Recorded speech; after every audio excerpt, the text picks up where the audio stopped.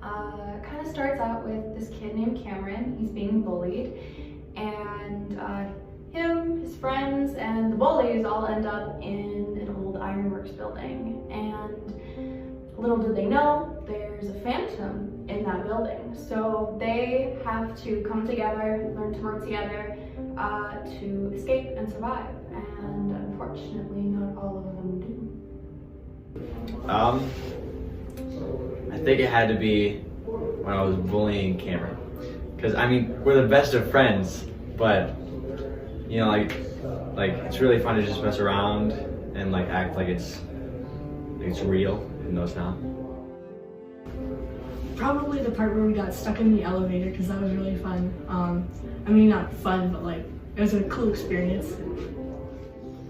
I think a lot of running. I mean, I'm a basketball player, so I thought that was actually pretty fun. Run away from the bad guy, run away from Chandler, run away from different people in the film. What was he doing? I don't know. Should be pretty worried. Follow him? Yeah. So to start the bridge scene, they began filming and Cameron was running down the bridge toward us and there was no action. And I did not know that we had started and I was very confused. Working at Career Tech was kind of amazing. The space is so open and welcoming, and the people who worked there definitely did their best to help us and answer any questions we had. Filming there was great. Some parts of the building just fit certain scenes really well, and we couldn't not use them. No one ever bothered us or said we couldn't use the space. As for editing, there were always computers available and little to no distractions. There were also amenities, so when you inevitably got hungry after 4 hours of editing, you could just go to the fridge and pick something. Susan, the director of education services, was extremely kind and didn't let us go hungry. She made sure we were well taken care of, and we're extremely grateful. So, the hat. Chandler has this hat that he wears. He tries to wear it as much as he can during the film. When he's bullying Cameron, he's always wearing it, even during school. And then when Cameron pushes him over, he loses the hat.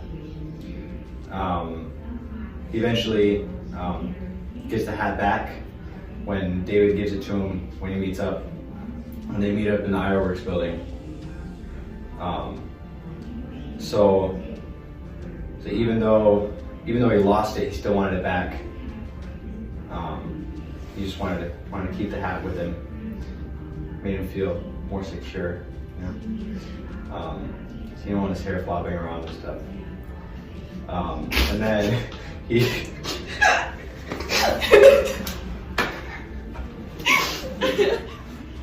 so a lot of times it's either the hat is either on Chandler or on the floor, or sometimes he just leaves it someplace. So when Cameron pushed him over at the beginning of the movie, it fell off of him onto the floor.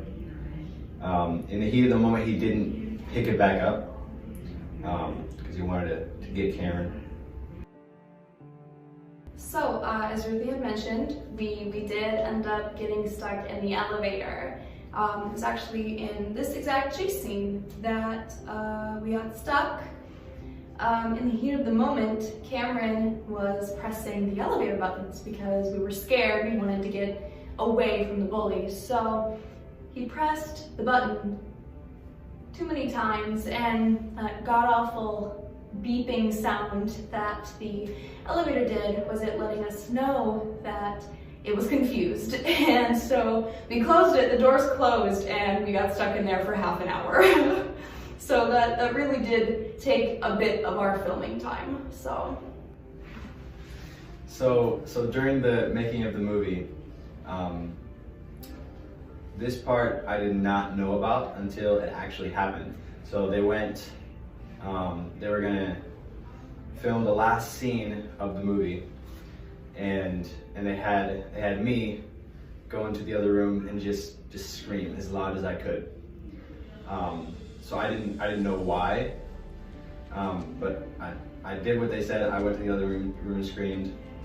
Then I peeked back out, and they lost it because it was so loud that they were just cracking up. You could see it in the blooper video. So that ended up that scream ended up making the final cut, and we used that for when Chandler was getting dragged into the closet by the monster.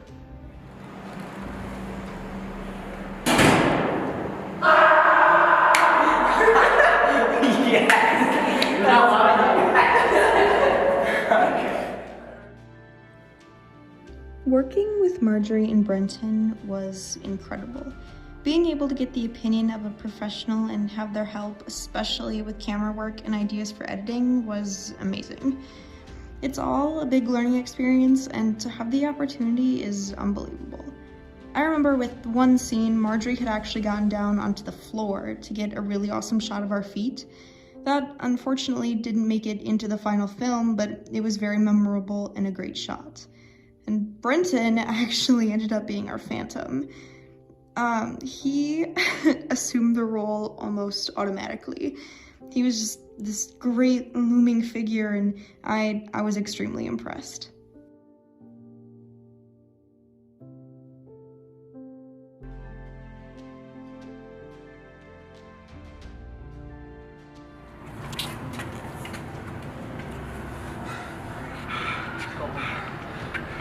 Yeah, let's just get out of here.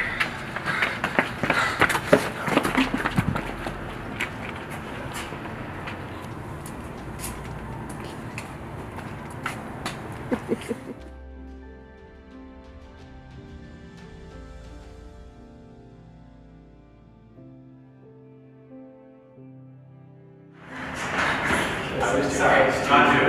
Oh, this is the one part about acting. Sorry, guys. Come on.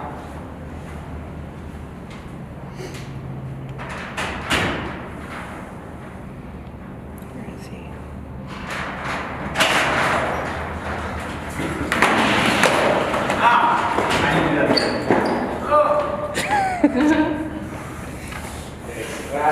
I tried like this instead of like this.